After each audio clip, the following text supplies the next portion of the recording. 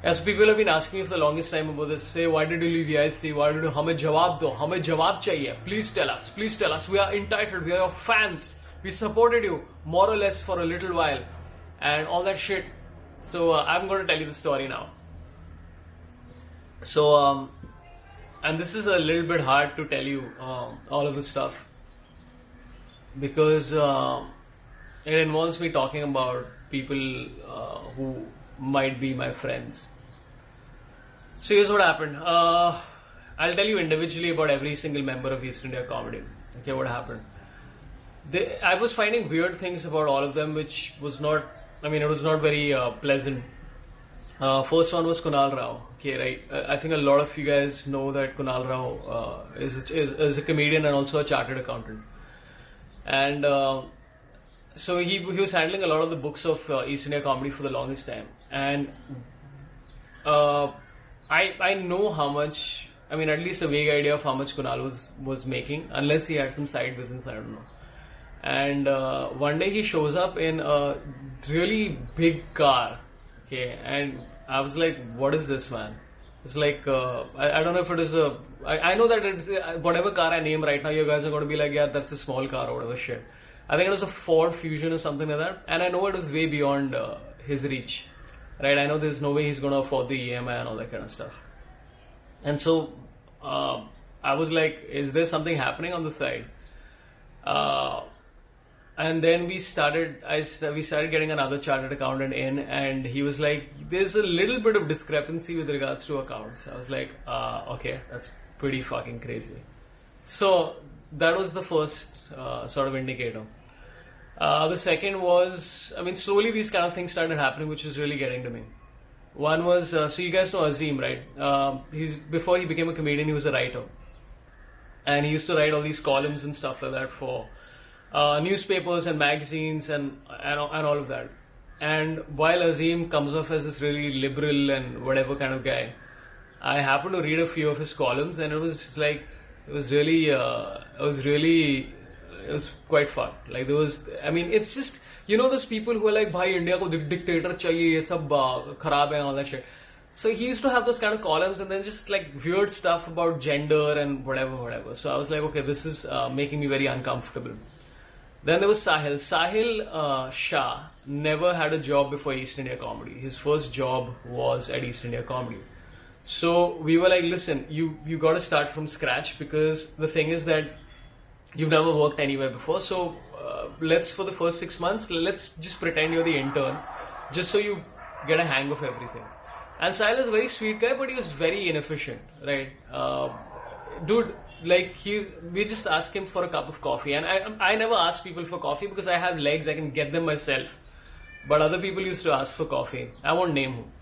And Sahil got coffee twice, and it spilled on the laptop and whatever. You know, like I don't know how many people know this, but there was a time when I was known as like a massive, big sort of gaming guy. I used to do a lot of gaming, so I had high-end laptops and stuff like that. And one of them got ruined because he spilled coffee on it, which is fine. I mean, mistakes happen, but he was very unrepentant about it. It was like, I was like, dude, you just like fucked my whole laptop. It cost me like $80,000 to repair, and Sahil didn't give a shit. He's like, yeah, just buy a new one. No, what's your problem? And I'm like, what the fuck, dude? Then is Sapan Verma. Again, seems like a very nice dude, but he has a very, I don't know how to explain this. He has a little bit of a violent streak. It was not nice. There was a lot of sort of we had employed somebody, the first person we had employed, and Sapan slapped him, which was just too much. I was like, dude, you don't slap an employee. What's wrong with you? I mean, unless it's your job to slap employees. Unless you're a judge on roadies or some shit, you don't slap anyone. So that was also weird. And Angad again. Angad, we found this out about. Okay, Angad says that he's got an MBA from NMIMS, right? That's one of the things he keeps saying all the time.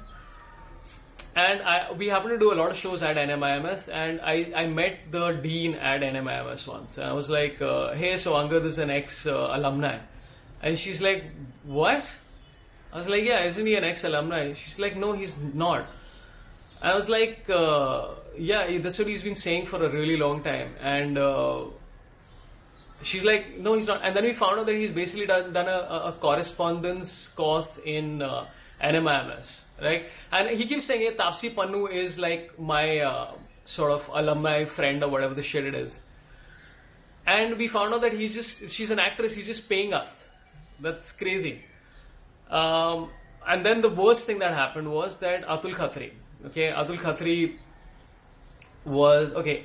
before he joined East India Comedy he was basically working in laptop repair or whatever the shit it was. So my laptop broke, not the time when Sahil threw coffee on it, but some other thing. And I gave it to Atul, and I had written a bunch of jokes on my laptop. And Atul got the laptop, and maybe it was coincidence, but he started performing jokes that I had written on my laptop. And I was like, dude, what the fuck? I wrote these jokes. How are you performing stuff that I've written? Okay, this is going to sound really stupid, but it was literally like I had written stuff about jokes about being bald, and he just switched it around to fucking being old. And I'm like, this is shit I have written. I've spent time fucking writing these jokes, and he gave me my laptop back, and I was like, what? And coincidentally the files of the jokes that I had written had disappeared. So I was already on the fence for a really long time about whether I should leave or no, because a lot of this was just getting to my head. And I was getting offers and all from AIB and all. Tanmay was like, hey, we've been hearing that you want to leave, and do you want to join us? And I'm like, no man, I don't think so. Then SNG was like, hey, ek takla nikal gaya, so do you want to be the takla to replace him? I didn't, because I was like, these are my friends and all that shit. And then I just got too much. Stuff like this kept happening repeatedly, and I was like, yaar, bahut ho gaya. I need to leave.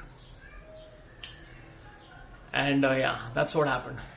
Or it could just be that these are my closest friends in comedy, and I was like, hey, I need to have my own voice, and that's the only reason I left.